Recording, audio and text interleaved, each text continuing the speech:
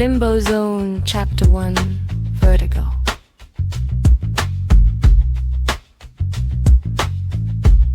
The distance from Orenburg to Lemberg is 1,080 kilometers along the Reichsautobahn. If the Reichsautobahn still existed, if the bridges haven't been blown up, if the gasoline hasn't run dry somewhere between Breslau and Krakow, if the convoy hasn't been strafed from the air, if headquarters still stands where it stood yesterday, if yesterday was still yesterday, is not some geological era separator from this morning by an impenetrable layer of burnt paper, ash, and human numbness. The distance from Lemberg to Berlin is 790. The distance from husband to wife is immeasurable. Fritz Lang, SS Untersturmführer, adjutant to the commandant of the special detention camp Kehl Sachsenhausen. So it was stated in his documents, and special detention meant a form of detention where the contents had a tendency to diminish. And Fritz had filled out these documents himself with his own hand in a neat accounting script, because meticulousness was not a trait to him but a spine, stood in the corridor of the requisitioned Voivodeship administration building, pressing a black Bapoli telephone receiver to his ear. It was heavy as a knuckle duster, cold as a stone, and he listened. He was listening to his wife's voice. The wire, grey, coiled, stretched to the apparatus on the wall. The apparatus was screwed into the plaster with Polish screws, the plaster applied by Polish hands, which now most likely were digging Polish earth or were already lying in it. But the voice came through. The voice was coming from Berlin, along a copper wire strung on wooden poles from Lemberg through Krakow, through Breslau, across fields where bomb craters hadn't yet cooled. And this in itself was a miracle, a fragile, impossible miracle. The wall, the wire, the apparatus, the receiver, the ear, the voice. This entire chain hung by a thread on its final tension, and every sound along the way lost a piece of itself, just as water flowing through pipes in winter loses its he's and Helga's voice. By the time it reached his ear was no longer entirely her voice, but its shadow, its cast, its imprint in the wax of static. Data didn't sleep all night. Helga was saying, and her voice trembled but didn't break, and there was something in it that made Fritz want to smash the receiver against the wall and simultaneously press it so deeply into his ear that the voice would penetrate bone and marrow, reaching that part of the mind where things are kept before they become memories. He heard it. We all heard it. They bombed at Spandau. We were in the Schmidt's basement because ours is flooded, and Klaus was silent all night. Fritz, silent. He didn't cry, didn't call for me. He just sat there with his eyes open. And I don't know what's worse, when a child screams, or when a child is silent. Helga, calm down. I've packed 2 suitcases, one for the children's things, the other for documents and winter clothes. Mother called from Stettin. It's quiet there. The British are only bombing the factories, and there are no factories in Stettin. There's a port, but a port isn't a factory. Fritz, the trains are still running. Helga, listen to me. No. And in that no of hers lay that specific feminine firmness, harder than any order, because an order can be disobeyed, but a wife's no cannot. It is not subject to appeal, it has no higher authority, it is not logged in the incoming register. No, Fritz, you listen. I am listening, Fritz said. And his voice became the one he used not with his wife, but with his subordinates. Even, measured, the voice of a man in control of the situation. And I am telling you, stay in Berlin. The roads are the worst place to be right now. You will stay home. Stettin is a port, but a port is a target. Helga, a port means ships, supplies, it's what they bomb second. Right after the factories, Berlin is a fortress. The Führer is in Berlin. As long as the Führer is not in them. Helga said, the Führer is in pressure. Everyone knows.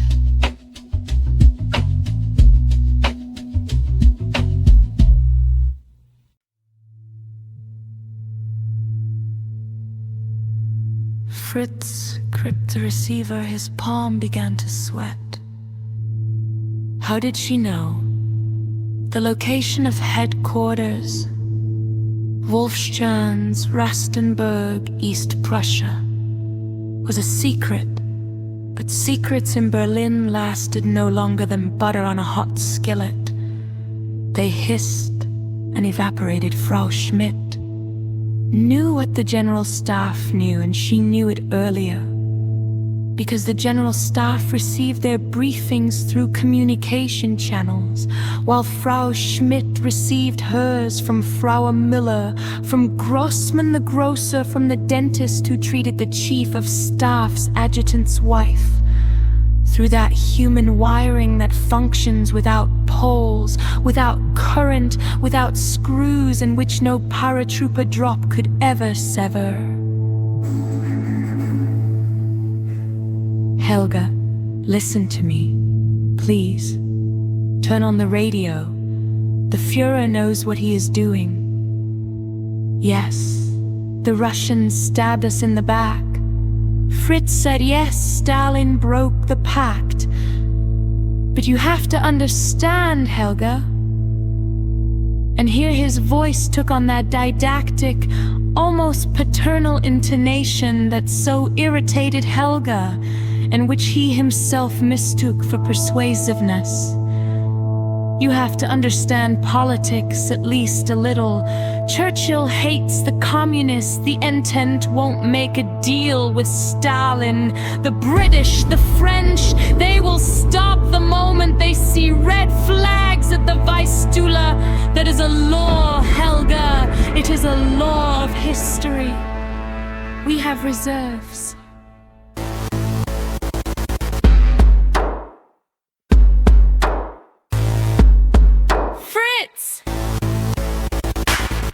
Helga's scream struck his ear so sharply he flinched. There was no SS officer's wife in that scream anymore. There was only a mother beast saving her young. The bombs don't care about Churchill. They don't care about Stalin. They don't have eyes, Fritz. They fall from above. They don't care what they fall on, a tank factory or Dieter's crib. I am leaving. I'm hanging up. I'm taking the children. Helga, I forbid. The line severed. Not gradually, not fading out. Instantly. The way scissors cut. The way an umbilical cord is cut. And on the other side of the incision remained everything. The apartment, the coat rack, the smell of coffee, Dieter's voice from the bathroom, Klaus with his open eyes, the 2 suitcases by the door, and on this side, silence. A hollow, final silence of a dead wire. The Sudetas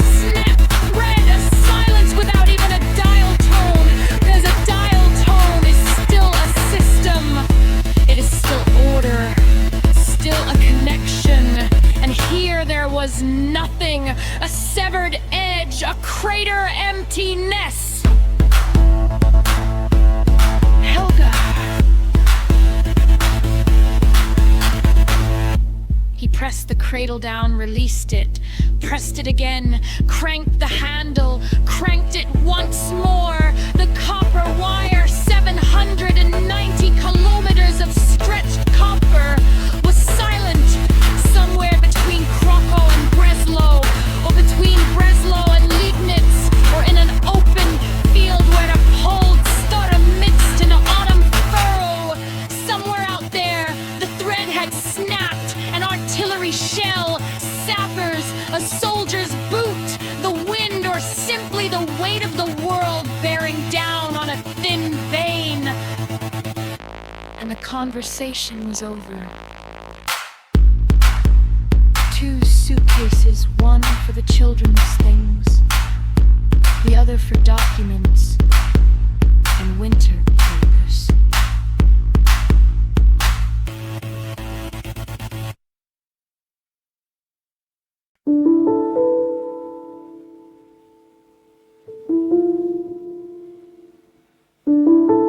The door at the end of the corridor flew open. It didn't just open, it flew wide, slamming against the wall, and Walter Brem, SS Rottenführer of the Signals Corps, rushed toward him. The usually polished, pedantic signalman now looked as if he had been dragged by a rope over gravel. His tunic was unbuttoned. His eyes widened into 2 saucers brimming with pure, unadulterated terror. Herr Untersturmführer. Bremen. The Russians, Herr Untersturmführer, and the words tumbled out of him out of order like belongings tumbling from a suitcase opened on the run. Paratroopers, airborne drop, near Lublin, and near Radom, and they say near Krakow, at night. Massive, no connection. No connection with whom? With anyone. That with anyone dropped into the corridor and lay there, it didn't bounce, didn't roll, it simply settled, filling the space between the walls, between the stucco molding and the floor, between the painted over eagle and the portrait of the Führer on the opposite wall. It settled and became the very air they now had to breathe. Not with Army Group headquarters. Brem continued, his voice acquiring the flat drone of a man who has crossed over from panic to mere recitation. Not with Berlin, not with the Krakow Kommertatorvereins are cut. They're cutting the war as Herr Sturmführer, they are everywhere.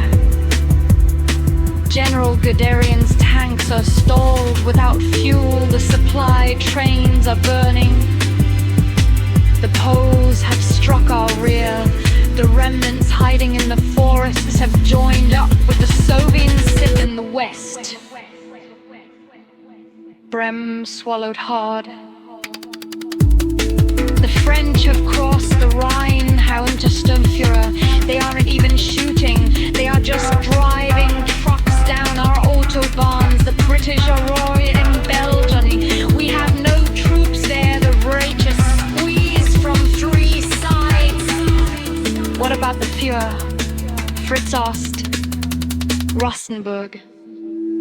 Brem looked at him, and in that look, fleeting, sliding, was something Fritz had not seen on his subordinate's face even once in all their months of service.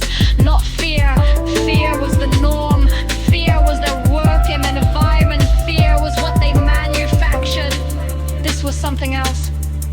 Bewilderment. Frat specific. Ehrliche Peril, the furlongs that descends when a man discovers that the high he was walking on is joyly vanished. Rosenberg has been silent since 4 in the morning, Herr Untersturmführer. They say, airborne drop. They say, This might be rumors. Rumors, Fritz repeated mechanically. He hung up the receiver slowly, meticulously, precisely onto the cradle, because meticulousness cannot end. Meticulousness is the last thing left when everything else has crumbled to dust. The receiver rested on the cradle, and Fritz's hands fell to his sides, and he stood in the corridor, straight-backed, buttoned to the collar, clean-shaven, flawless. He stood like a pole stands when the wire has already been cut. But the pole doesn't know it yet.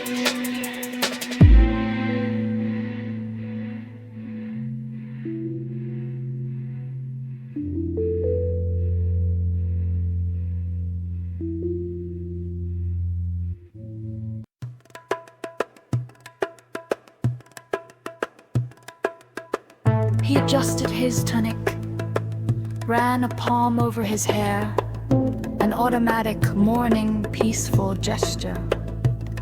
A gesture from a world where there is a mirror, a razor, a shaving brush, hot water, the scent of Kölnische Wasser, a schedule on the wall. A gesture belonging to order. He existed for the sake of order. For the sake of every object being in its place, every man in his formation, every number in its column, so that contents would arrive and diminish, but always, always be accounted for.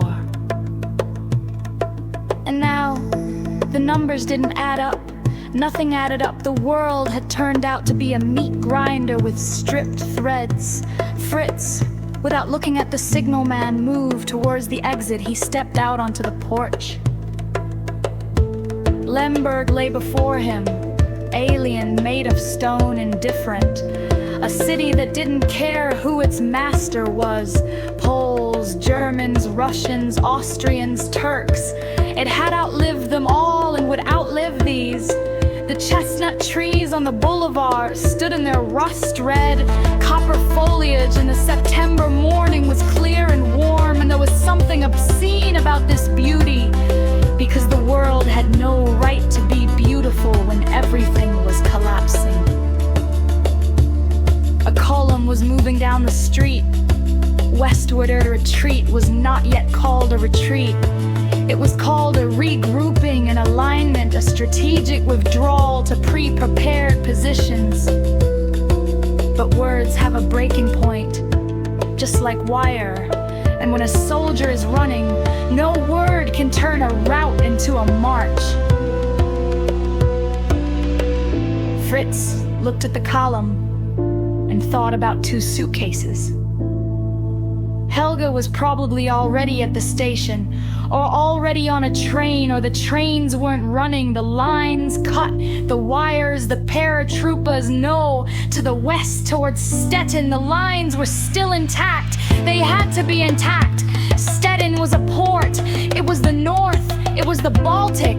The Russians were in the east. They were bombing Spandau, not Stettin. Stettin was out of the way. Stettin was on the outside. Stettin was.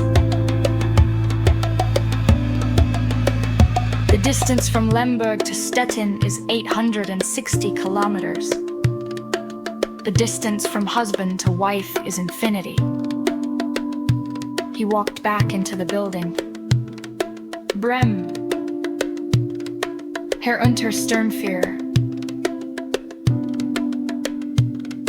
A car, fuel, rations for 3 days, a map. We are leaving in an hour. The business trip is over. To where, Herr Untersturmführer? Fritz didn't answer. Not east, the Russians were there. Not west, the French were there. North, to Helga, to the 2 suitcases by the apartment door on Schillerstrasse. If the suitcases weren't already buried under plaster, if the door was still there, if the apartment was still standing. He was left alone. He stood by the window wearing a uniform that just yesterday had signified absolute power and today signified an absolute target. He picked up the heavy backlit receiver again, pressed it to his ear. He listened to the silence long and intently, the way a doctor listens to a stopped heart. And in that silence, consciousness. Something stirred for which he had no name, not fear. He knew fear. Fear was a tool, a working material. Fear he knew how to dose and tabulate. This was different. Something that made the world already derailed begin to slowly and stoppably turn like a massive centrifuge, spinning, spinning until up became down, until the soldier became a refugee, until the man who compiled the lists was himself transformed into a hunted animal on someone else's list. But that would come later. For now, there are the clouds. For now, the chestnut trees. For now, the sentry at the gates, finishing his cigarette with that greedy, doomed concentration of a man who suspects this cigarette is his last. For now, 2 suitcases. One for children's things, the second for documents and winter clothes. For now, 790 kilometers of silent copper. For now, there is